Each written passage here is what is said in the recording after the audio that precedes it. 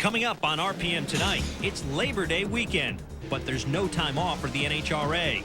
They're in Indianapolis revving up for their biggest race of the year, the U.S. Nationals. The CART Series takes to the streets north of the border in Vancouver. We'll talk to Canadian Paul Tracy as he looks to claw his way back to the front of the pack. I feel okay about the year. I'm confident that for sure we're going to win a couple races before the end of the season. And if we don't, I'll be pretty disappointed.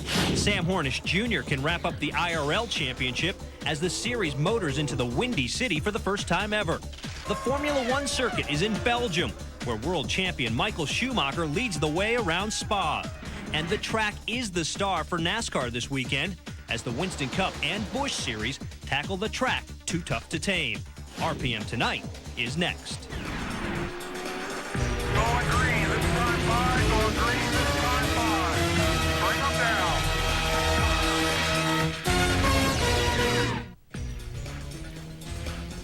Hello everyone, I'm Mike Massaro filling in for John Kernan and you're watching RPM Tonight. After a rough and tumble outing at Bristol, the Winston Cup teams attack another treacherous racetrack this weekend. The series makes its second visit to Darlington, a place where track position is critical. In 96 races at the track Too Tough to Tame, only 10 winners have come from outside the top 10. Qualifying for the Southern 500 took place this afternoon, and there was a big surprise. Rookie Kurt Busch posted a lap of 168.048 miles per hour to win his first career Winston Cup pole. Point leader Jeff Gordon was second. Jeremy Mayfield and Rusty Wallace make up row 2, while Kevin Harvick and John Andretti round out the top 6. Ricky Craven posted another strong qualifying effort. He was 7th. Bill Elliott has 5 Darlington wins, and he was 9th. Defending race winner Bobby Labonte rounds out the top 10. Just a wonderful surprise. I had no idea really and didn't expect it coming in, but to have the great car underneath me with Sharpie Rubbermaid aboard this year and to have our focus switch towards qualifying midway through the year, it's actually it's satisfying to get something out of what you tried to go after. We had ran a 36, which was a 10th off of what the actual time was. So I had given the complaints that I had felt about the car, and to have Jeff Gordon give us that gift at the end, to have him run a 28, it surely helped the Sharpie Rubbermaid day. Mark Martin was 13th with a speed of 166.947 miles per hour. Dave Blaney was next, followed by Jimmy Spencer, Robert Presley, Johnny Benson, and Dale Earnhardt Jr. Terry Labonte was 19th. That's his best qualifying effort since Sears Point back in June. Elliott Sadler was 20th at 166.354 miles per hour. Jeff Burton won both Darlington races in 1999, but he'll have some work to do this weekend. He starts 23rd. Thought we had the pole for a while, and Kurt Busch knocked us off of it, and Gordon, of course, got in there and squeezed us back to 3rd, but we're real happy with that. You know, we had a pretty good day. You know, we came in, and anytime you qualify up front, it's certainly better than starting in the back somewhere. So Darlington's been a great place for us. I love the racetrack, love racing here, and I'm really excited about it. I think it's a huge advantage because you can, you know, you start up front, you don't have to work your way up, you know, just keep working your way through the traffic, and anytime you got to race hard. It's hard to do that all day long here just because of the tire factor, but yet it's a place you can come from the back and go to the front. We've done that a lot here, so this just helps me on Sunday, the driver, you know, not do as much hard-nosed racing and take as many chances as we would have if we're starting up front. Ricky Rudd turned in a lap of 165.917 miles per hour. Dale Jarrett started 2nd at Darlington in the spring and went on to win, but on Sunday he'll start 27th. Matt Kenseth will start 28th, followed by Kevin LePage, Casey Atwood, and Todd Bodine. Brett Bodine was 32nd. Last weekend's winner, Tony Stewart, had a disappointing run. He'll roll off 33rd. Steve Park was 34th, Mike Skinner 35th, and Hut Strickland was the final driver to qualify on speed. Here are the drivers who qualify with provisionals this week. Ward Burton's last Winston Cup win came at Darlington, but he scraped the wall during qualifying today and will start 37th. The troubles continue for rookie Andy Houston, who failed to qualify for the 7th time this year. And how about Dave Marcus? He was attempting to make his 59th career Darlington start, but he just couldn't find the speed. Despite the increasing popularity of head and neck restraint systems in Winston Cup racing, Jimmy Spencer and Tony Stewart continue to be the only 2 drivers who haven't conformed. Jimmy Spencer tested the Hutchins device last week at Bristol, but elected not to use it in the race. Stewart, on the other hand, just began testing the system this week during an aerodynamic test at Talladega. However, he said he couldn't get comfortable with it and had difficulty exiting the car while wearing the device. Neither driver is expected to wear it this weekend. Safety was the topic of today's RPM.ESPN.com poll. We asked, which is the best way to improve driver safety? 38.2% said soft walls would be the most effective solution, while only 8.2% were in favor of slowing down speeds. They call it the Super Bowl of drag racing. The action at the Mac Tools U.S. Nationals is just getting underway in Indianapolis and will continue under the lights. This is a race that is such a big deal that we sent our own John Kernan to give us the lowdown on this weekend's action. He's standing by with Cruz Pedregon. Mike, one of the big stories here at the U.S. Nationals this weekend is the return to action of the legendary Big Daddy Don Garlits. He'll be driving a top fuel dragster normally driven by Gary Clapshaw. And while Big only plans to make a half run down the track during tonight's first qualifying session, he's not here just to make an appearance. He's here to win. I mean, I am excited about this deal. Even tonight when I'm going to make my half pass just to familiarize myself with the car for safety reasons. I just can't wait to do it. I mean, it's been a long time, you know, threatening to do this. I was supposed to have done it almost a year ago, and the car wouldn't go fast enough. Had a car that wasn't up to speed, no pun intended. And this car should do it. It should be a no-brainer. It should just go right out there and do it. And that's really my goal to come here. But this car is good enough to actually be a competitor in this event, so I'm going to just treat it like that. As is usually the case on Fridays before a national event, I'm joined by Cruz Pedregon. And Cruz, Big Daddy coming back into action after a long layoff. What kind of challenges does he face? Well, a lot of challenges. Number one is the cars are accelerating so much more than when Garlits took his last ride in a car. These cars are running a lot quicker, a lot faster. Don Garlits, as great as we all think he is, and he is, all the championships that he's won, he's going to have his work cut out running one of these cars on these type of conditions out here. It's going to be fast. Another one of the legends here this weekend, Shirley Cha-Cha Muldowney. And one of the challenges they also face, Cruz, is a brand new racing surface. Yes, Warren Johnson had the best quote. He says he's seen pool tables that had more bumps in it. So it's going to be a fast track, and the weather's cooperating here. There's going to be some cloud cover, maybe some intermittent showers. So the track's going to be fast. You can't bring your B game. You got to bring your A or stay home. In saying that you got to bring your A game or your B is going to leave you home, you mean you can't go up there thinking conservatively? Well, this is the U.S. Nationals. Everybody has it in their mind. They want to win this race. The track's going to cooperate. It is going to be there. It's going to be solid. So these cars work better when you're aggressive. If you go out there with a setup that's not very strong, the tires go square, they shake the tires. We've seen a lot of that this year. So you got to come out there, be aggressive, and take the track, take it to it. Take no prisoners this weekend. Also, besides the regular competitions, the points competitions, you also have the big funny car, Big Bud Shootout. Something you claimed close to winning, but you never won it. Never won the Budweiser Shootout as they changed the name here, but it's an event within an event. If you win that race, it's $100,000 for these funny car winners.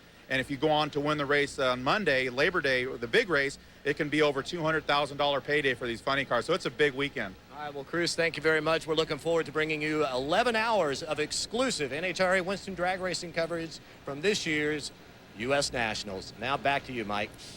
Thanks, John. Our exclusive coverage of this year's Mac Tools U.S. Nationals kicks off Saturday at noon Eastern Time right here on ESPN2. More action comes your way on Sunday starting at 1 Eastern. Elimination rounds hit the air Monday morning at 11 on ESPN2, while we wrap up everything Monday afternoon at 4 Eastern over on ESPN. Coming up on RPM tonight, Sam Hornish hopes to clinch the IRL championship this weekend, and in CART, Paul Tracy returns to his homeland looking to defend his Vancouver title. Practice speeds are still ahead. 46 points in 2 races, but very, very doable. Not as easy as it would have been without our problems last week, but still doable. Sam Hornish has a 45-point lead over second-place Buddy Lazare. He takes that into Chicagoland. If he leaves with a 53-point advantage, the championship is his. See if Sam can wrap it up this weekend. It's the Delphi Automotive Indy 300 live at 4 o'clock on ABC.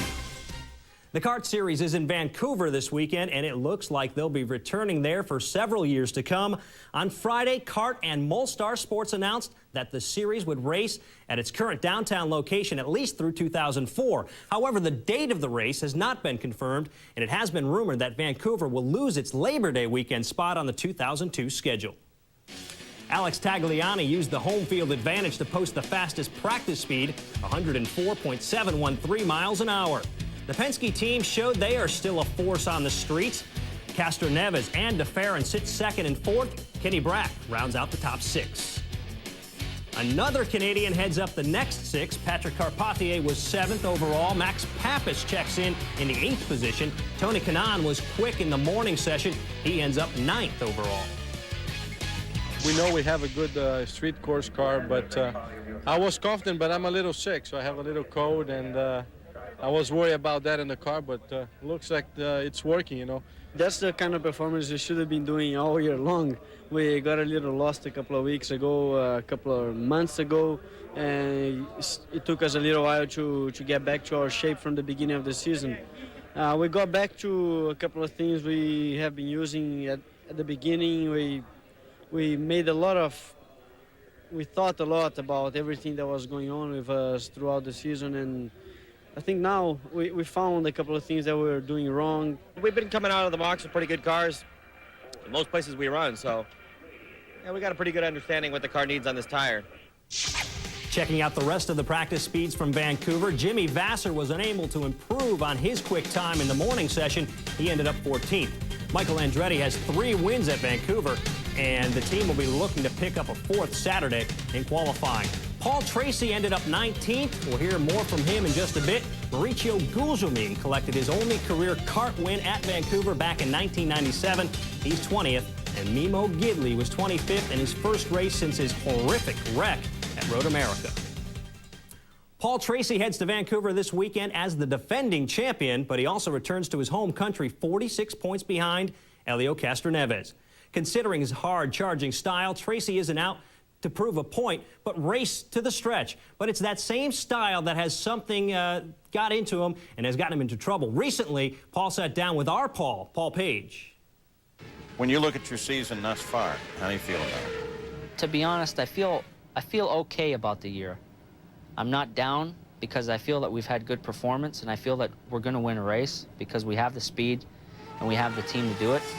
And I'm not happy about how the year's gone because, you know, it hasn't, you know, we've had our struggles and we've had our ups and downs. So it's kind of just been okay. When you're starting further back, you seem to go harder. You almost seem to enjoy the struggle. I don't enjoy it, that's for sure. But you do seem to go harder. I do go hard. I mean, I think what you find really is that a lot of the positions that you can make from the back of the grid are a little bit easier. I'm going to go out there and race as hard as I can and try to get as many positions as I can. And sometimes that's been my downfall, but in other circumstances, it's given me wins. You've been doing some interesting stuff. It seemed to me like maybe to keep their morale up. You're joking with them all the time. You've been singing on the radio. Yeah, I'm trying to do something to keep myself not getting so wound up. Sometimes you get in there and you look at the timesheet and you think you're doing pretty well, but then you look at the timesheet and you're 20th. You're like, oh my God, what are we doing, you know? So those are the times, if I get bent out of shape or pissed off and start to get a little bit edgy on the radio, that transmits back to them, and they start asking the engineers, what's going on, what's the matter? And everybody gets all worked up. So I'm just trying to stay, you know, low-key and keep everybody in a good frame of mind. I feel that I should have won 1 or 2 races by now pretty easily. And you know, now we're coming into the balance of the season where I typically run really strong at. I'm confident that for sure we're going to win a couple races before the end of the season. And if we don't, I'll be pretty disappointed. So in your own mind, you're not out of a championship fight in any way? I don't feel we're out of it at all. You know, at this time last year, we were 50, 60 points behind the leader, and with 4 or 5 races to go, we were down under 20. So anything can happen in this series. That's what's so great about CART, is that you never know who's going to win until the final race is over. See if Tracy can break through and make it 2 in a row on the streets of Vancouver. It's the Molson Indy Vancouver, and you can catch all the action live Sunday at 6 o'clock right here on ESPN2.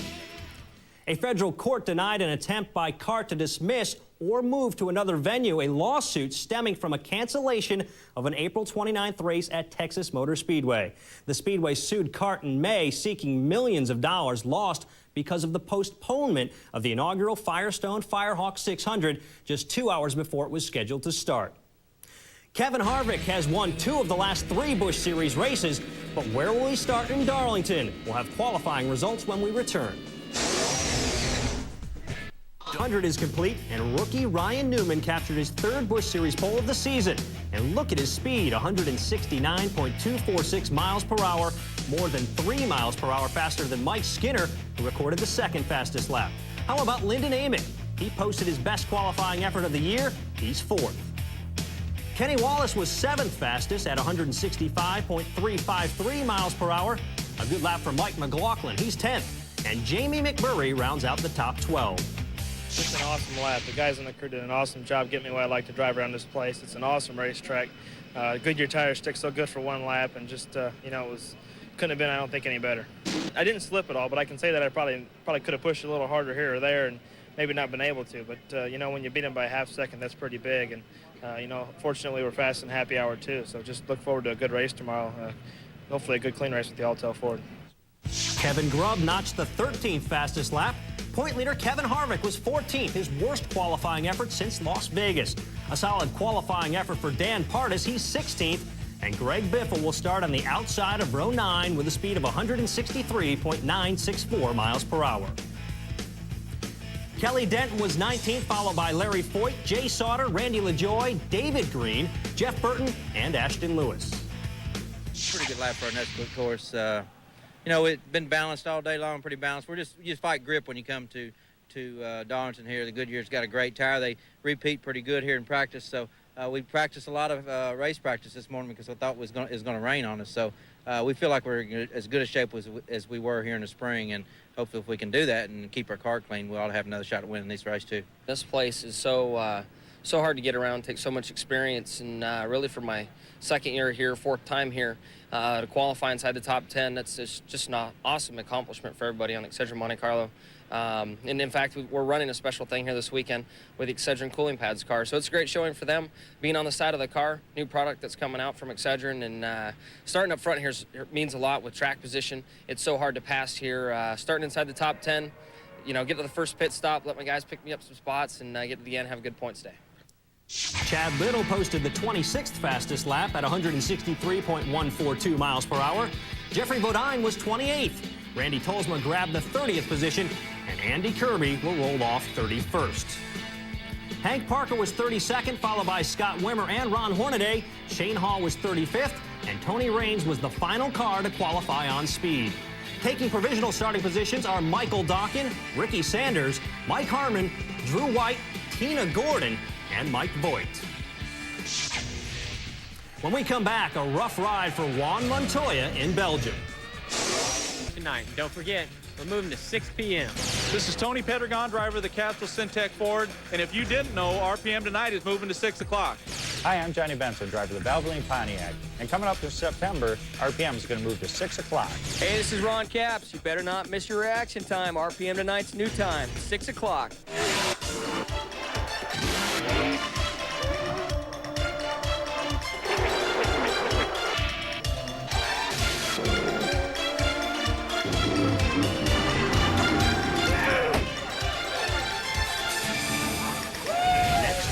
RPM Tonight moves to its regular time slot of 6 o'clock Eastern, and we're bringing out the big guns to celebrate. We'll be joined in the studio by Winston Cup superstar Dale Earnhardt Jr. RPM Tonight, Monday through Friday at 6 Eastern, starting next Tuesday. Formula One practice for the Grand Prix of Belgium.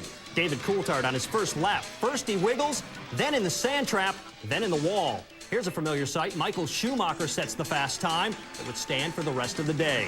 Then the rains came, and things got a little crazy. First, Schumacher runs into the back of Pedro de la Rosa. Schumacher would have heavy damage to the front end of the car.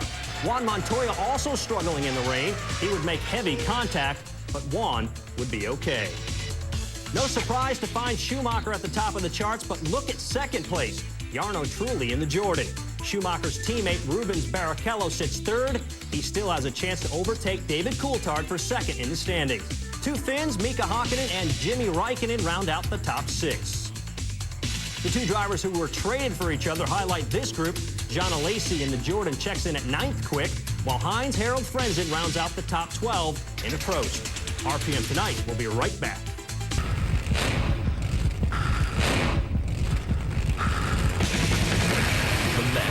NHRA U.S. Nationals qualifying rounds begin 12 p.m. Saturday on ESPN2. RPM Today will have all the Formula One highlights at 11:30 Sunday morning. Then RPM Tonight wraps it all up 12:30 Monday morning. And don't forget to set your VCR. Monday's RPM Tonight airs at 2 o'clock Tuesday morning.